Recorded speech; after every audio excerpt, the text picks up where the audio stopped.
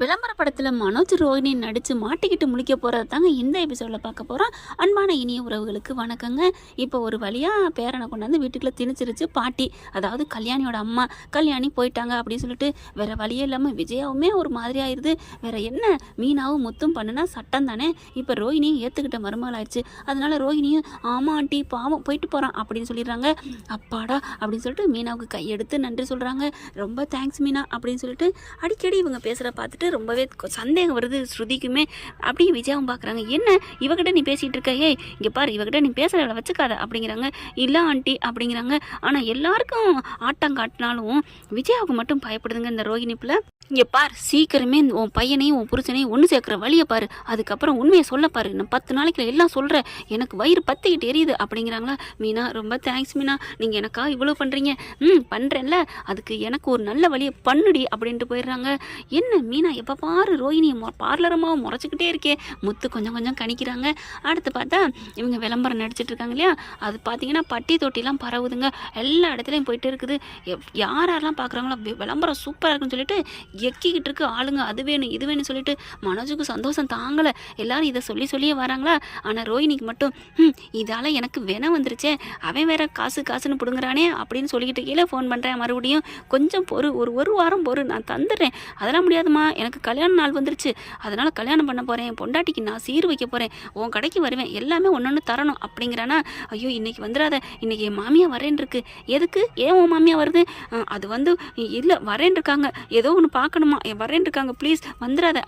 அப்போ நான் இன்னைக்கு தான் வருவேன், ஐயோ காலில் விழுந்து கெஞ்சி கேட்குறேன் வந்துடாத அப்படின்னு சொல்கிறாங்க ரோஹிணி.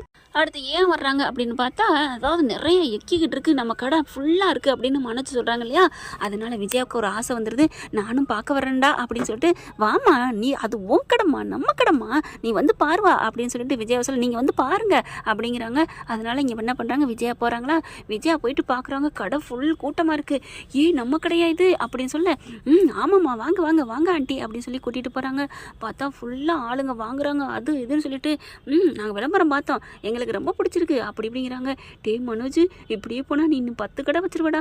ஆமாம்மா, நான் கண்ட கனவு நினைவாக போகுதுடா, நீ கோடீஸ்வரன்டா. இதுக்கெல்லாம் காரணம் ரோஹிணி தாம்மா. ஆமாம் ரோஹிணி, நான் தப்பாக எதுவும் நினச்சிக்காத, நீ கோடீஸ்வரியாக வராட்டியும் என் பிள்ளைய கோடீஸ்வரன் ஆக்கிட்ட, கோடீஸ்வரன் ஆயிடுவான். ஐயோ என் மருமகனா மருமக தான், உனக்கு நான் இன்னும் ஏதாவது பண்ணணும். ஐயோ இப்போ அவன் தினேஷ் வேற வரேன் இருக்கான், அவன் வந்து உண்மையை சொல்லிட்டானா என்னை என்ன வேணாலும் நீ பண்ணிடுவியே அப்படின்னு நீங்கள் மனசுக்குள்ளே புடி பொதுமிக்கிட்டு இருக்கு. என்ன ரோஹிணி ஒரு மாதிரியாகவே இருக்க, ஒன்றும் இல்லைங்க கூட்டமாக இருக்குல்ல அதுதான் அப்படின்னு சொல்லிட்டு, ஆண்டி நீங்கள் கிளம்புறீங்களா அப்படின்னு கேட்க, ஏன் நான் ஏன் கிளம்பணும், இது நம்ம கடை, நானும் 2 வியாபாரம் பண்ணுறேன் அப்படிங்கல. பார்த்தா மீனா முத்து வராங்க. முத்து ஃபஸ்ட்டு வராங்க, அடுத்து பார்த்தா மீனா வராங்க. என்ன நீ வந்திருக்க, இல்லை எனக்கு தெரிஞ்சவங்களுக்கு ஒரு டிவி வேணும்னு சொன்னாங்க, அதான் கூப்பிட்டு வந்தேன். வா சூப்பர், நீங்கள் எதுக்கு வந்திருக்கீங்க, என்னம்மா கேட்குற, இப்போல்லாம் துவைக்க முடியலன்னு சொல்கிறாங்க, வாஷிங் மிஷின் வேணுமா, நான் வந்து நம்ம கடை இருக்கேன்னு கூப்பிட்டு வந்தேன் அப்படிங்கிறாங்க. இதுங்க வந்து வாங்கி கொடுத்து ஒன்று அப்படின்னு சொல்ல, ஆண்டி ஒன்றுன்னு சொல்லக்கூடாது ஆண்டி, ஒன்றுன்னா வாங்கினா தான் நமக்கு நிறைய லாபம் கிடைக்கும் அப்படிங்கிற. ஆமாம் ஆண்டி வாங்க மீனா வாங்க முத்து அப்படின்னு சொல்ல, என்ன கூட்டம் நல்லா அலமோது போல இருக்குது. ஆமாம் நாங்கள் விளம்பரத்தில் நடித்தோம், அதுலேருந்து தான் வருது அப்படிங்கிறாங்க. அதுக்கெல்லாம் ஒரு முகராசி வேணும், என் மருமகளுக்கு நல்ல முகராசி இருக்குது, மற்றவங்க மாதிரியா அழுது வடிஞ்சிக்கிட்டு அப்படிங்கல. ஆண்டி வேணாம் ஆண்டி, அதெல்லாம் கடையில் வச்சு பேசாதீங்க அப்படின்னு மீனாவுக்கு வர ரொம்ப சப்போர்ட் பண்ண, மீனா இங்கே வா அப்படின்னு சொல்லி இழுத்துட்டு போகிறாரு முத்து. என்னங்க என்ன ஆச்சு, எனக்கு ஒரு சந்தேகம், என்ன உனக்கும் பார்லர் மாக்கும் ஏதாவது டீலிங் இருக்கா, நான் கண்டுபிடிச்சிட்டேன் அப்படின்னு சொல்ல, ஐயோ என்னங்க சொல்கிறீங்க, அதெல்லாம் ஒன்றும் இல்லையே அப்படின்னு சொல்ல, இல்லை நானும் பார்த்துட்டேன், கொஞ்ச நாளாக உனக்கு ஆர்வத்தில் ஆதரவாக இருக்கே அப்படின்னு சொல்ல, ஆவுன்னா நீ கேட்காமலே ஆதரவு பண்ணுது, என்ன சப்போர்ட்டிங்காக இருக்கே, ஏதாவது அப்படின்னு கேட்க, ஏங்க அதெல்லாம் ஒன்றும் இல்லைங்க, நீங்கள் என்னங்க நீங்கள் சும்மா இருங்க அப்படின்னு சொல்கிறாங்க. இந்த ஆர்டர் வாங்கி கொடுத்தேன்ல அதுக்காக இருக்கும், வாயை மூடுங்க அப்படிங்கிறாங்க. அடுத்து அந்த டிவி அந்த வாஷிங் மிஷின் எல்லாம் வாங்கி கொடுக்குறாங்க. விஜயா வந்துட்டு நான் எடுத்து காமிக்கிறேன் அப்படின்னு சொல்லிட்டு ஒவ்வொருத்தவங்களுக்காக எடுத்து காமிச்சிட்டு இருக்கு. அடுத்து பார்த்துட்டு இருக்கீங்களா, இங்கே விளம்பரத்தை பார்த்துட்டு ஒரு கும்பல் வருதுங்க. கும்பலை பார்த்தா நான் ஆடி போகுது. அது யாருன்னு பார்த்தா அங்கே புருஷன் இருக்காங்க இல்லையா, ரோஹிணியோட முன்னாள் புருஷன், அவங்களோட உறவுக்காரங்க. இது நம்ம கல்யாணி மாதிரி இருக்குது, கல்யாணி கடையாக வச்சிருக்கிறா அப்படின்னு சொல்கிறாங்க. ஆமாம் அப்படிங்கிறாங்களா. அவங்க இந்த ஒரு கல்யாணத்துக்காக வந்திருக்காங்க. வந்தவங்க பார்க்குறாங்க, பரவாயில்லையே, அடுத்து நம்ம பொண்ணுக்கும் கல்யாணம் இருக்குல்ல, நம்ம எதாவது பண்ணிடுவோம், இங்கே போய் வாங்கிடுவோம், அதுவும் நம்ம கல்யாணி கடை கொஞ்சம் கொஞ்சம் குறைச்சி கொடுப்பால அப்படின்னு சொல்லிட்டு அங்கே வந்துடுறாங்க. ஒரு 5-6 பேர் வந்துடுறாங்களா. பார்த்தோன்னே கல்யாணிக்கு ஆடி போகுதுங்க ரோஹிணிக்கு. கல்யாணி நல்லா இருக்கியா அப்படின்னு சொல்ல, விஜயா பார்க்குது, என்ன கல்யாணியா, ஆண்டி நீங்கள் போங்க, நான் உங்களை பார்த்துக்கிறேன், வாங்க வாங்க உங்களுக்கு என்ன வேணும் அப்படின்னு சொல்ல, நில்லு நில்லு உன்னைய பார்த்து கல்யாணிங்கிறாங்க அப்படின்னு சொல்ல, அப்படியே மீனாவுக்கு ஆடி போகுது. ஐயோ மாட்ட போகிறாளே அப்படின்ட்டு அடுத்து வந்தவங்க அப்புறம், என்னம்மா கல்யாணி நல்லா இருக்கியா, எத்தனை வருஷம் ஆச்சு, உனக்கு குழந்தை பிறந்துச்சுலாம் சொன்னாங்களே நல்லா இருக்கானா அப்படின்னு சொல்ல, அப்படியே யாரை பார்த்து கல்யாணிங்கிற, அவ ஏன் மருமக அப்படிங்கிறாங்க. என்னது ஓ மருமகளா, இது என் பெரிய மாமனாரோட மருமக, எனக்கு தெரியாதா என்ன, எங்கள் வீட்டு கல்யாணத்தில் இவ இல்லாமையா, இவ தான் பொண்ணு பாவம், 5 மாதத்தில் அவன் போய் சேர்ந்துட்டான் அல்பாயுசில், அதுக்கப்புறம் இந்த பிள்ளையும் விரட்டி விட்டா என் மாமியா என் அக்கா காரி ஓப்படியா, எனக்கு தெரியாதா அவள் ஒரு கொடுமை ராட்சசி, அவன் பிள்ளையாவன் தான் தம்பி பொண்டாட்டி அண்ணன் மண்டாட்டி கூட பார்க்காம அடித்து துரத்துனானே, அதுக்குத்தான் அவங்க பிள்ளை இல்லாமல் அலையிறாங்க. கல்யாணி நீ கவலைப்படாத, நீ பட்ட கஷ்டத்துக்கு அதுக்கு பிள்ளை இல்லாமல் அலையுதுங்க அப்படின்னு சொல்ல, ஐயோ என் தலையில் கல்லை தூக்கி போட்டாளுகளே அப்படின்னு பார்க்க மனோஜ் பார்க்குறாங்க, முத்து வர்றாங்க. என்ன சொல்கிறீங்க, ஆமாம் அப்படின்னு அவங்க ஊர் பேர் எல்லாத்தையும் கரெக்டாக சொல்ல, இந்த ஊருக்காரவங்களா, இது நம்ம கிருஷி பாட்டி ஊராச்சே அப்படின்னு சொல்ல, கிருஷி பாட்டியா அப்படின்னு சொல்ல, ஆமாம் அப்படின்னு அந்த பாட்டி பேரை சொல்கிறாங்க. அவங்க தான் கல்யாணியோட அம்மா அப்படிங்கிறாங்க. இந்த பொண்ணு தான் கல்யாணி, என்னம்மா பேரை மாற்றிக்கிட்டு இருக்கியா அப்படின்னு எல்லாத்தையும் புட்டு புட்டு வைக்கிறாங்க. அப்புறமா உன் பையன் கிருஷி நல்லா இருக்கானு இன்னொருத்தவங்க அங்கே இருக்கிறவங்க சொல்லிடுறாங்க. அப்படியே தூக்கி வாரி போடுது, என்னது கிருஷி ஓம் பையனா அப்படின்னு சொல்ல, ஆண்டி அது ஆண்டி அப்படிங்க மனோஜை பார்க்குறாரு. என்ன ரோஹிணி அப்படிங்க, எங்க இது எங்கள் வீட்டு மருமகங்க, எங்களுக்கு என்ன தெரியாது நினச்சிட்டு இருக்கீங்களா அப்படின்னு சொல்கிறாங்க. அப்படியே ரோஹினால ஒன்றுமே பண்ண முடியல. விஜயா செம்ம கோவத்தில் இருக்குது. என்ன ரோஹிணி கிருஷி ஓம்பாயங்கிறாங்க கல்யாணிங்கிறாங்க, ஆனால் ஆமாங்க அப்படிங்கிறாங்க, நாங்கள் 6 பேருமா போய் சொல்ல போகிறோம், இது எனக்கு ஒரு வகையில் இந்த பிள்ளை எனக்கு குழந்தை மட்டாட்டி வேணும் அப்படிங்கிறாங்க. அப்படியே தூக்கி வாரி போடுது. இப்போ என்ன பொருள்லாம் தருவீங்களா இல்லையா அப்படிங்கிறாங்க. இங்கே எல்லாம் குடிமொழி போய் கிடக்கு, உனக்கு பொருள் அடி கொய்யால அப்படிங்கிற மாதிரி தான் மீனா பார்க்குறாங்க.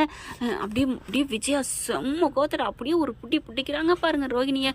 ஆண்டி அது ஆண்டி இல்லை ஆண்டி, என்னடி இல்லை ஆண்டி நொல்ல ஆண்டி அப்படிங்கிறாங்க. அப்படியே ஆடி போறாருங்க மனோஜ். அப்படியே பைத்தியம் முடிச்ச மாதிரி இருக்காரு. அப்படியே பார்க்குறாரு, பேந்த என்ன பண்ணுறதுன்னு தெரியல. டேய் மனோஜ் அப்படிங்கிறாங்க. அப்படியே உட்காந்துடுறாரு. அப்படியே ரோஹிணியை விட்டுட்டு மனோஜ் பக்கம் எல்லாரும் வந்துடுறாங்க. டேய் என்னடா ஆச்சு மனோஜ் அடியே உன்னால என் புள்ள மயங்கிட்டாண்டி, படிவாவி அப்பவே சொன்னுச்சுடி என் மாமியார் புள்ள பத்த மாதிரி இருக்காளேன்னு. ஐயோ ஆண்டி அப்படிங்கிறாங்க. மீனா பார்க்குறாங்க. ஐயோ அப்படின்னு சொல்லிட்டு, இந்த விஷயம் மீனாவுக்கும் தெரியும் ஆண்டி அப்படின்னு மீனா மேலே கோர்த்து விட்டுருதுங்க. பக்கி பயப்புள்ள. அப்படியே பார்க்குறாங்க எல்லாரும். என்னது மீனாவுக்கு தெரியுமா அப்படின்னு சொல்ல, ஆமாம் அதனால தான் 2 நாளாக முடியாமல் கிடந்தாங்க, ஞாபகம் இருக்கா, அவங்க ஒரு மாதிரியா பித்து பிடிச்ச மாதிரி, அதனால தான் ஊரில் வச்சு அவங்களுக்கு தெரியும், அவங்க தான் சரி பார்த்துக்கலான்னு சொன்னாங்க. அப்படியே மீனாவுக்கு செம்ம கோவம் வருது. அடிப்பாவி இப்போ என்னை கேட்டாங்களடி கோத்து விட்டுட்டாலே அப்படிங்கிற மாதிரி. அதுக்கப்புறம் பார்க்குறாங்க, முதல்ல என் பிள்ளைய பார்க்கணும் அப்படின்னு சொல்லிட்டு எல்லாரும் கிளம்புங்க, கடையை மூடுறோம், என் பிள்ளைய நான் ஆஸ்பத்திரி கூட்டு போகணும் அப்படிங்கிறாங்களா. முத்து பார்க்குறாரு. உடனே டக்குன்னு காரில் கொண்டாந்து மனோஜ் ஏற்றுறாங்க. கடையை பத்திரமா பார்த்துக்கங்கன்னு அந்த வேலை பார்க்குறவங்ககிட்ட சொல்லிட்டு வண்டியில் எடுத்துகிட்டு கிளம்புறாருங்க ஹாஸ்பிட்டலுக்கு. ரோஹிணி எப்படி வருது, ஏய் ஏறக்கூடாது இறங்குடி அப்படின்னு சொல்லிட்டு கழுத்தை பிடிச்சி தள்ளி விட்டுருது. ரோஹிணி ஆட்டோ பிடிச்சிட்டே பின்னாடியே போகுதுங்க. மீனா அப்படியே ஒரு மாதிரி ஆகுதா. அப்படியே முத்து ஒரு மாதிரியாக முறைக்கிறாரு. என்ன நடக்குதுங்க அப்படின்னு சொல்ல, நான் என்னங்க பண்ணுறது எல்லாம் உண்மைதாங்க அப்படின்னு சொல்ல, என்னடி உண்மைங்கிற அப்படின்னு கேட்க, அப்படியே எல்லாத்தையும் புட்டு வைக்கிறாங்க. அங்கே கோயிலில் அங்கே அந்த தவசம் பண்ணிக்கிட்டு இருந்தது எல்லாத்தையும் சொல்ல, நான் சொல்லுன்னு அவளை படுத்தி எடுத்தேன், அப்புறம் தான் நான் சொல்கிறேன் கொஞ்சம் டைம் கொடுங்கன்னு சொன்னான், ஆனால் நான் மறைக்கணும்னு மறைக்கலைங்க அப்படின்னு மீனா சொல்கிறாங்க. முத்து அப்படியே முறைக்கிறாரு. என்னை மன்னிச்சிருங்க, அப்போ அதுக்காக தான் ஏன் மேலே பழி போட்டு போனியா அப்படின்னு கேட்க, ஆமாங்க அடி பாவி, அவங்க நல்லா இருக்கணும், அவன் மேலே கோவத்தில் என்ன பழி வாங்கிட்டு போயிட்ட, என்ன காய போட்டுட்டு நான் கூட பயந்துட்டேன்டி, அதான் நினச்சேன், என்னடா நம்ம குடிக்கவே இல்லை, நம்ம குடிச்சிட்டு வரையிலலாம் நம்ம பொண்டாட்டி நம்ம கூட இருந்தா, நினச்சேன்டி அப்படின்னு முறைக்கிறாரு. என்னை மன்னிச்சிருங்க அப்படின்னு மீனா கெஞ்சுறாங்க. உன்னை நான் மன்னிக்கவே மாட்டேன் மீனா, என் கூட பேசவே பேசாத அப்படின்னு சொல்லிட்டு வண்டி ஓடிக்கிட்டே போகிறாரு. ஆஸ்பத்திரிக்கும் போயிடுறாங்க. ஆஸ்பத்திரிக்கு போனால் ட்ரீட்மெண்ட் பண்ணுறாங்க. இவருக்கு அதிர்ச்சியில் அப்படியே சுயநினைவே இழந்துடுறாரு. அப்படியே ஒரு மாதிரி இருக்காரு.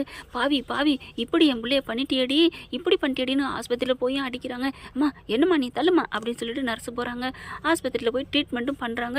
அவருக்கு சுயநினைவு இல்லாமல் இருக்குதுங்க. குளுக்கோஸ் ஏற்றுறாங்க, ஊசி போடுறாங்க. வெளியில் பார்த்தா அப்படியே பரபரப்பாக நிற்கிறார் முத்து. ஐயோன்ட்டு அப்படியே பம்மிக்கிட்டு வந்து நிற்கிது. பார்லரம்மா அப்படிங்கிறாரு. விஜயா போயிட்டு இங்கே ஆண்டி வந்த போடி, இல்லை ஆண்டி என் மனோஜ், என்ன ஓ மனோஜ் அவனைத்தான் படுத்த படிக்க ஆகிட்டேடி, அவனுக்கு சுயநினைவே போச்சாம்படி அப்படின்னு கத்துறாங்க. வர்ற வழியில அண்ணாமலைக்கு கால் பண்ணி சொல்கிறதுனால அண்ணாமலை, ஸ்ருதி, ரவி எல்லாரும் வந்துடுறாங்க. ரோஹிணி என்ன ரோஹிணி இப்படிப்பட்டவங்களா, நீங்கள் கல்யாணம் ஆகி புள்ள பெற்றவங்களா, ஏன் ரோஹிணி மறைச்சிங்க அப்படிங்கல மீனா பார்க்குறாங்க. அப்படியே ஸ்ருதிட்ட மீனா, ஸ்ருதி எனக்கும் தெரியும் உங்களுக்கும் தெரியுமா அப்படின்னு சொல்லிட்டு ஆடி போகிறாங்க. ஏன் என்கிட்ட கூட சொல்லலை, இதை எப்படி சொல்கிறது, ஒரு பொண்ணோட வாழ்க்கை இல்லையா, அதனால தான் நான் சொல்லலை ஸ்ருதி அப்படிங்கிறாங்க மீனா. அப்படியே ரோஹிணிகிட்ட வருது ஸ்ருதி. ஆனால் ரோஹிணி இருந்தாலும் அவளை மாதிரி நான் அவளை பார்த்ததே இல்லை அப்படிங்கிறாங்க. ஸ்ருதி என்னை மன்னிச்சிருங்க. ஏன் அப்படின்னா நல்லா காரணம் மட்டும் சொல்லுவீங்க. உங்கள் அப்பா மலேசியா கதையை ஒரு காரணம் சொன்னீங்க, அந்த மாமாவன் வந்தானே அதுக்கு ஒரு காரணம் சொன்னீங்க, இப்போ இதுக்கு ஒரு காரணமா? அப்போ கிருஷு உங்கள் பிள்ளையா, அதனால தான் கிருஷு மேலே பாசத்தை பொழிஞ்சிங்களா அப்படின்னு சொல்லி எல்லாரும் ஆளுக்கு முக்கிறாங்க. ஏங்க என்னங்க சண்டை நடந்துட்டுருக்கு, வீட்டுக்கு போங்கம்மா அப்படிங்கிறாங்க. முத்து என்ன பண்ணுறாங்க, எல்லாரும் அமைதியாக இருங்க அப்படிங்கிறாங்க. ஆனாலும் பார்த்தீங்கன்னா கொய்யா முயன்னு சண்டை நடக்குது. விஜயா பார்க்குது, இங்கே பாருடி என் பிள்ளைன்னா எனக்கு உயிர், அது நல்லா தெரியும். அவனுக்கு மட்டும் இப்போ நினைவு வராமல் ஏதாவது ஆணுச்சு, நீ சாமியை வேண்டிக்கடி, உனக்கு அவ்வளோதாண்டி இன்னைக்கு கச்சேரி. நீ இந்த என் வீட்டில் இருக்க முடியாதுன்னு மட்டும் நினைக்காத, இந்த உலகத்திலே நீ இருக்க விடாம பண்ணிடுவேண்டி அப்படின்னு ஆடுறாங்க.